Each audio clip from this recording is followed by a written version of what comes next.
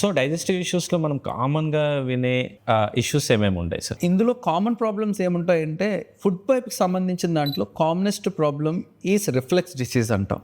Okay. మరి reflex అంటే ఏంటి అంటే ఫుడ్ పైప్కి స్టమక్ మధ్యలోని దేవుడు ఒక వాల్వ్ పెట్టాడు, వన్ సైడ్ వాల్వ్ అన్నమాట. అంటే మీరు ఏదైనా తినండి తాగండి, ఫుడ్ నుంచి ఇలా ఫుడ్ పైప్లోంచి వెళ్తుంది, స్టమక్లోకి వెళ్తుంది, కానీ వెనక్కి రాదు. అవును. Because there is a valve called gastro oesophageal junction అని ఒక వాల్వ్ ఇచ్చాడు దేవుడు అక్కడ. ఓకే. సో అంటే వాటర్ బాటిల్కి వాటర్ పెట్టి మూత పెట్టేస్తే ఎంత కదిపినా ఎలా వాటర్ వెనక్కి రాకూడదు, అలా రాకూడదు. ఫుడ్లో స్టమక్లో ఉన్న ఫుడ్ కావచ్చు, యాసిడ్ కావచ్చు. ఓకే. అయితే కొంతమందిలోని వివిధ కారణాల కారణంగా ఆ వాల్వ్ వీక్ అవుతుంది.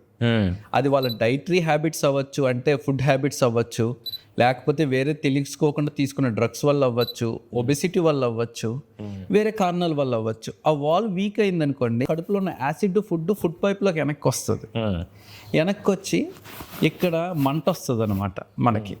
అలా మనకి కడుపులో ఉన్న యాసిడ్ ఎంత ఎసిడిక్ అంటే pH 1 to 2 ఉంటుంది. అంటే జస్ట్ ఒక చుక్క స్కిన్ మీద పడింది అనుకోండి, మొత్తం స్కిన్ కాలిపోద్ది. అదేంటంటే మామూలుగా సెల్ లైనింగ్ తో పాటు సెల్స్ పైన ఒక మ్యూకస్ లేయర్ ఉంటుంది, థిన్ లేయర్, కంటికి కనిపించకుండా ఓన్లీ మైక్రోస్కోప్ లో కనిపించే మ్యూకస్ లేయర్. ఆ మ్యూకస్ లేయర్ యాసిడ్ ఉన్నా సరే మీ స్టమక్ ఒక అల్సర్ కూడా అవ్వదు. అదే యాసిడ్ మన స్కిన్ మీద పడితే కాలుతుంది. మరి అటువంటిది ఫుడ్ పైప్ లోకి వస్తే ఫుడ్ పైప్ ని కాలుస్తుంది. సో ఫుడ్ పైప్ లో అల్సర్స్ వస్తాయి, దాన్ని ఈసోఫాజైటిస్ అంటాం. ఓకే. ఇది కామన్ సిమ్టమ్స్ ఎలా ఉంటాయంటే ఛాతిలో మంట ఉంటుంది, పుల్లగా తేనుపులు వస్తాయి. కొంతమందికి ఇంకా సివియర్ డిసీజ్ అయితే అన్నం మెతుకులే నోట్లోకి వస్తాయి. అవును. అప్పుడు మనకి ఏంటంటే ఇది గ్యాస్ట్రో ఈసోఫేజియల్ రిఫ్లెక్స్ డిసీజ్.